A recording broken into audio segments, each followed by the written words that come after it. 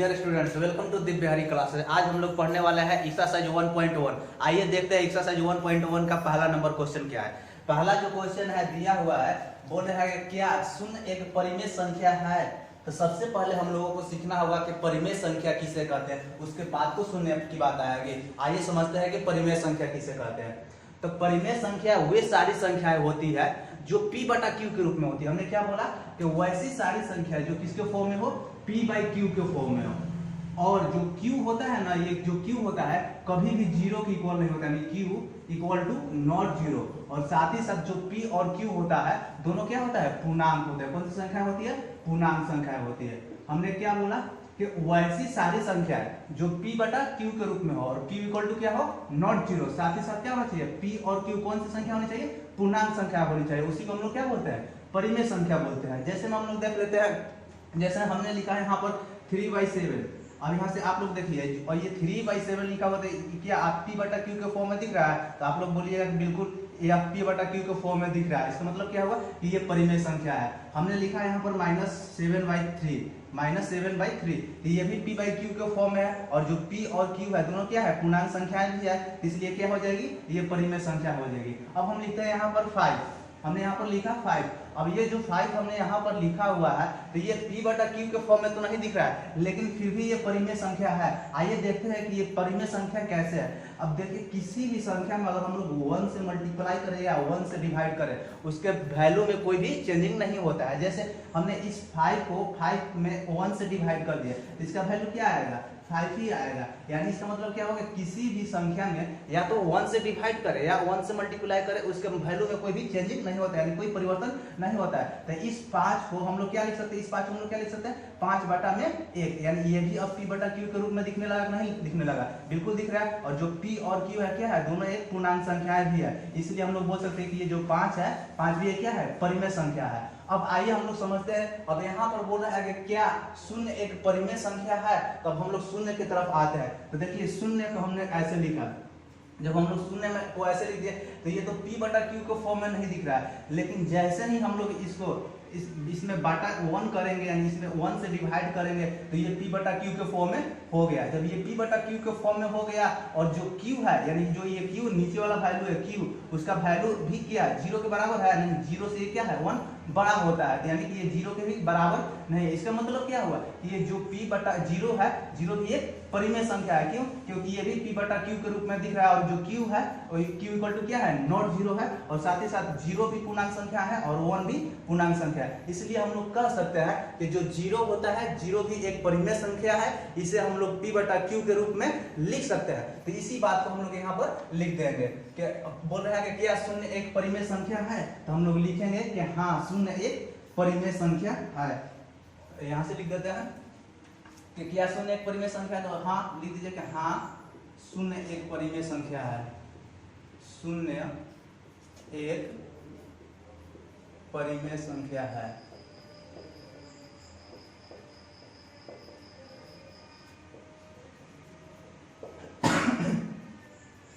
क्या इसे आप p बटा q के रूप में लिख सकते हैं? तो लिखेंगे हाँ, बिल्कुल हाँ, इसे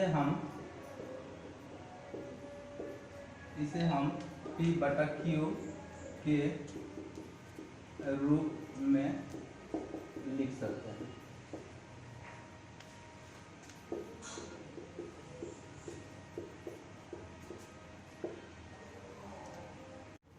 अब आते हैं क्वेश्चन नंबर 2 की तरफ। क्वेश्चन नंबर 2 में दिया हुआ है कि 3 और 4 के बीच 6 परिमेय संख्या ज्ञात कीजिए। इसका मतलब क्या हुआ कि किसी भी 2 डिजिट के बीच में हम लोगों को अगर परिमेय संख्या निकालने के लिए दे दिया जाए, तो हम लोग जितना चाहे उतना परिमेय संख्या निकाल सकते हैं। इसका मतलब कि हम लोग 2 संख्याओं के बीच में अनंत परिमेय संख्या निकाल सकते हैं, जिसको हम लोग काउंट नहीं कर सकते हैं। उसी बात को हमने पहले से ही यहाँ पर लिख दिया हुआ है कि किसी भी 2 अंकों के बीच असंख्य परिमेय संख्या होती है। यानी हम लोग 2 संख्या के बीच में इतना परिमेय संख्या होती है कि उसको हम लोग काउंट नहीं कर सकते हैं। लेकिन हम लोगों को कितना निकालना है, 6 परिमेय संख्या निकालना है। किसके किसके बीच में निकालना है, 3 और 4 के बीच में कितने परिमेय संख्या निकालना है, 6 परिमेय संख्या निकालना है। तो इसको निकालने के लिए बहुत सारे मेथड है, बहुत सारे इसका तरीका है। हम लोग किसी एक तरीका से सीखेंगे इसको। आइए देखते हैं।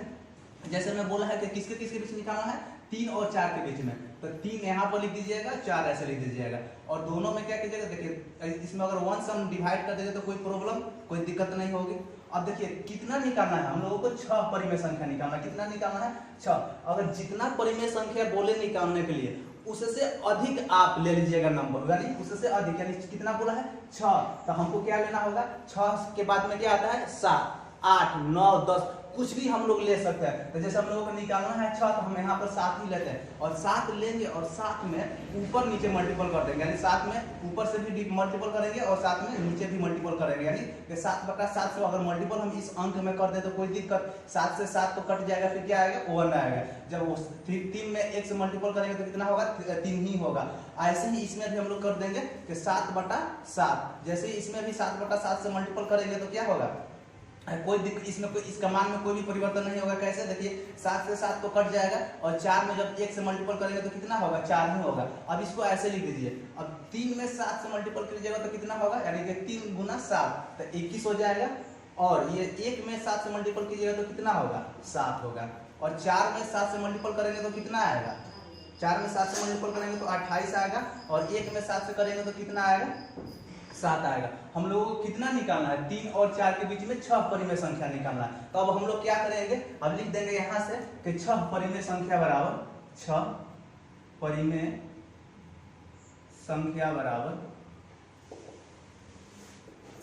अब यहाँ से देखिए क्या करना है कि 21 और 28 के बीच में जितने सारी संख्याएं हैं, 21 और 28 के बीच में जितने सारी संख्याएं हैं उतनी संख्याएं हम लोग ले सकते हैं। जैसे 21 के बाद में क्या आता है 22, तो हम लोग लिख देंगे 22/7।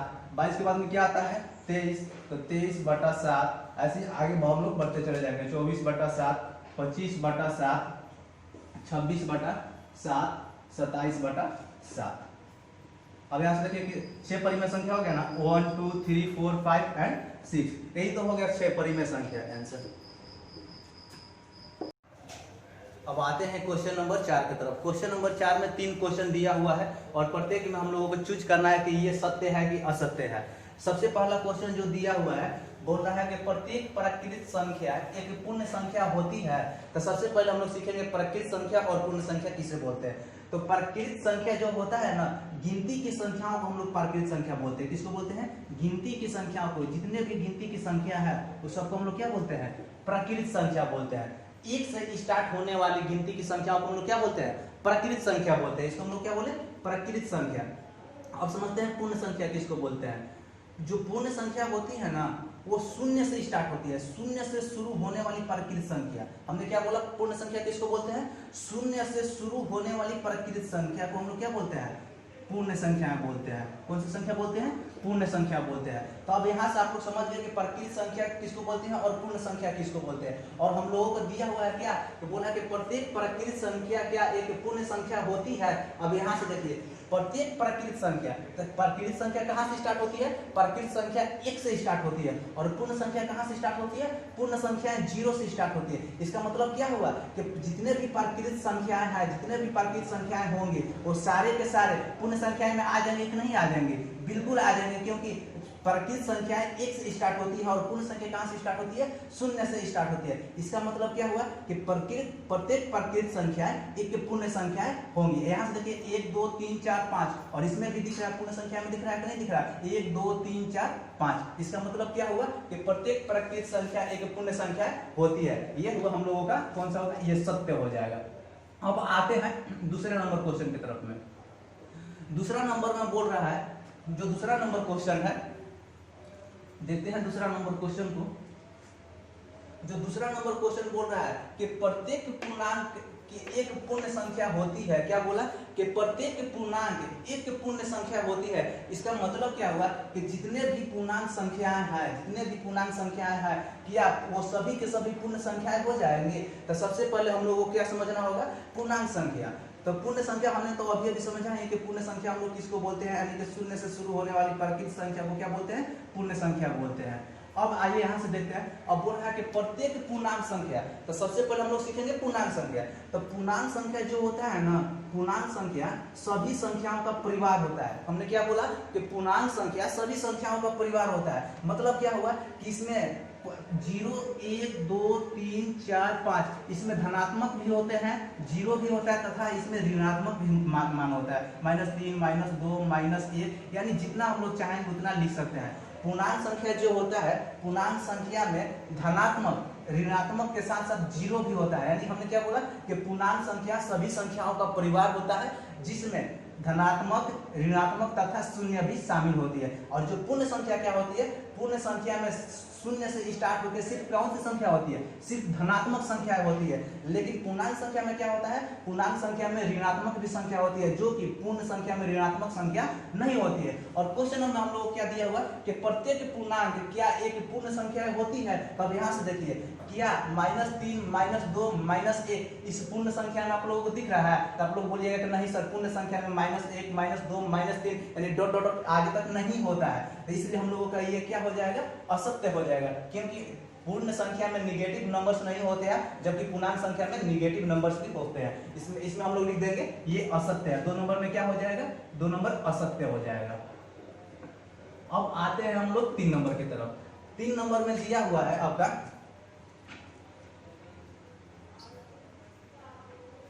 जो 3 नंबर क्वेश्चन है, बोल रहा है कि प्रत्येक परिमेय संख्या एक पूर्ण संख्या होती है।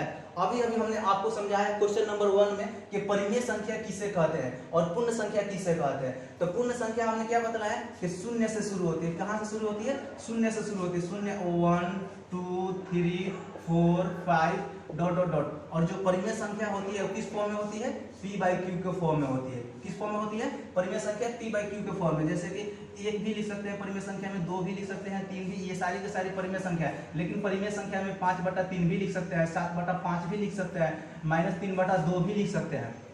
हम लोग ये जानते हैं कि ये सारी की सारी क्या है, परिमेय संख्या है। अब यहाँ से देखिए क्या बोल रहा है कि प्रत्येक परिमेय संख्या एक पूर्ण संख्या होती है। तो देखने से क्या लग रहा है कि जितने भी परिमेय संख्या ये सारी के सारी दिया हुआ है इस पूर्ण संख्या में आ जाएंगे। तो आप लोगों को देखने से भी लग रहा है कि नहीं, क्योंकि पूर्ण संख्या क्या होती है, सिर्फ 0 से स्टार्ट होकर प्रकृत संख्या, 0 के साथ साथ क्या होती है, प्रकृत संख्या। लेकिन इसमें परिमेय संख्या में क्या होता है, परिमेय संख्या में निगेटिव नंबर भी होते हैं, फ्रैक्शन में भी होते हैं, यानी भिन्न में भी होते हैं, और 1 2 3 भी होते हैं। इसका मतलब हुआ कि प्रत्येक परिमेय संख्या एक पूर्ण संख्या नहीं हो सकती है। इसका मतलब क्या हुआ, ये जो 3 नंबर क्वेश्चन भी है असत्य है। 3 नंबर का क्वेश्चन क्या हो जाएगा, असत्य होगा।